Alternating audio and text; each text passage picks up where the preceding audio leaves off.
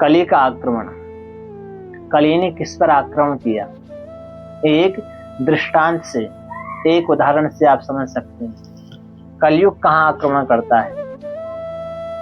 दमयंती और राजा नल, दमयंती का जब स्वयंवर हो रहा था तो भूतल के राजा, पृथ्वी के राजा तो राजा, स्वर्ग से भी उनको पाने की इच्छा करने वाले लोग भी सुर देवता लोग आए हुए थे।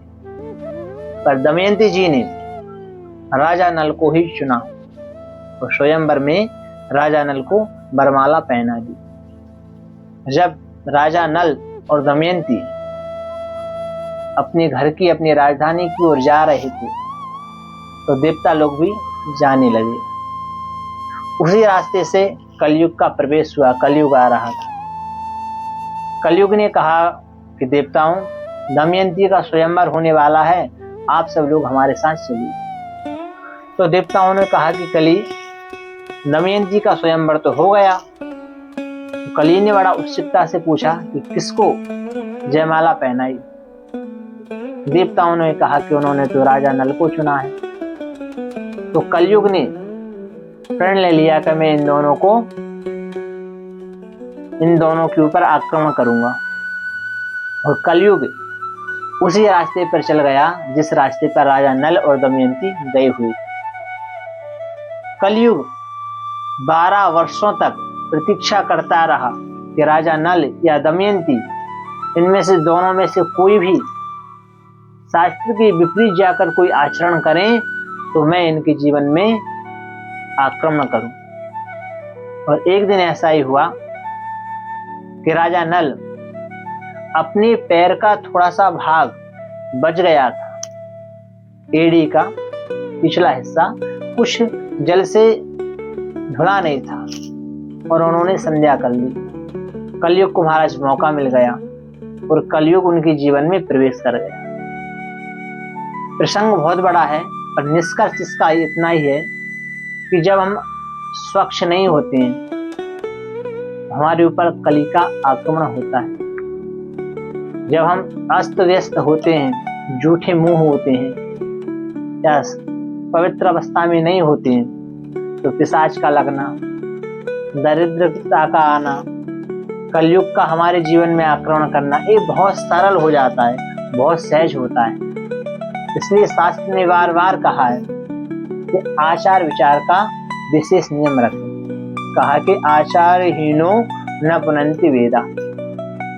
जो अपने आचार विचार से नहीं रहता उसको वेद भी पवित्र नहीं कर सकते। तो इतना मायने रखता है हमारे जीवन में आचार विचार, स्वच्छता, पवित्रता। जिसका जीवन पवित्र नहीं है, जिसका जीवन स्वच्छ नहीं है, जरूर आज नहीं तो कल कली आक्रमण करेगा और ऐसा आक्रमण महाराज के जीवन को अस्त व्यस्त कर देगा। 5वां आक्रमण है मृत्यु का आक्रमण। कल्पारंभ में जब सृष्टि में देखा ऋषियों ने कि यहाँ भीड़ बढ़ गई है, तो ब्रह्मा जी के पास पहुंचे और कहा कि प्रभु ब्रह्मन, हम इस संसार में ना रह सकेंगे, इस संसार में इतनी भीड़ हो रही है। तो ऋषियों की प्रार्थना सुनकर ब्रह्मा जी ने अपनी शक्ति से मान से एक कन्या उत्पन्न की। वो कन्या उत्पन्न होते ही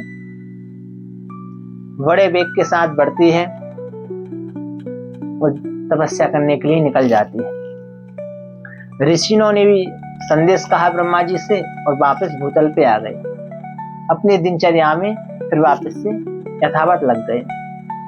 कुछ काल के बाद फिर ऋषि जाते हैं और ब्रह्मा जी से प्रार्थना करते हैं कि प्रभु, हम इस सृष्टि पे और अधिक नहीं रह सकेंगे क्योंकि इतनी यहाँ पर भीड़ हो रही है, इतनी यहाँ पे जनसंख्या और बढ़ रही है।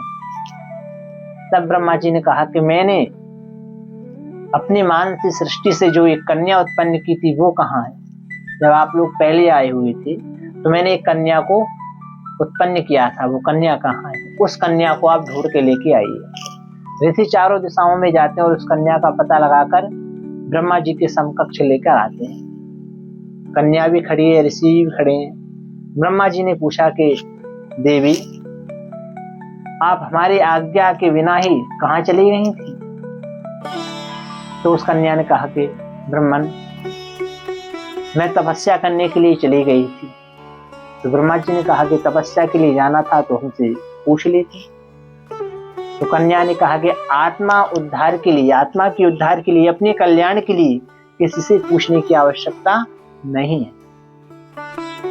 किसी की आवश्यकता नहीं कि आप किसी से पूछें।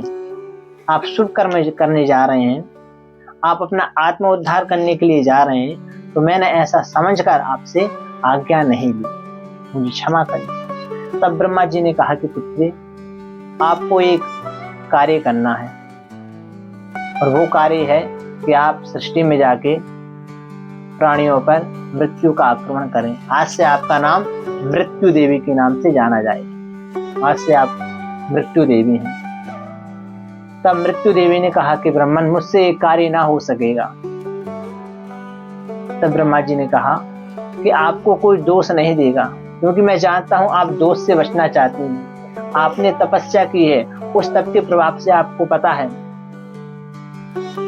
कि धर्म क्या है, अधर्म क्या है। इसलिए मैं आपको आज्ञा देता हूं कि आप उन्हीं व्यक्तियों की आक्रमण करना जो व्यक्ति पापी है, जो व्यक्ति आचार विचार से नहीं है, जो अपने धर्म पर नहीं है।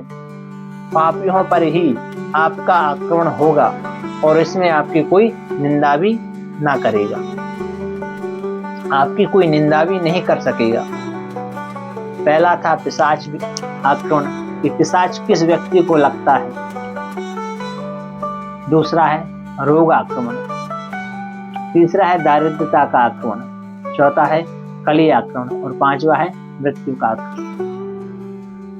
एक दूसरे से बंधे हुए हैं, तो इन नियमों का जरूर पालन करें, और जितना हो सके उतना भगवान का कीर्तन, भगवान की कथा, भगवान के सत्संग में अधिक से अधिक अपना समय दें।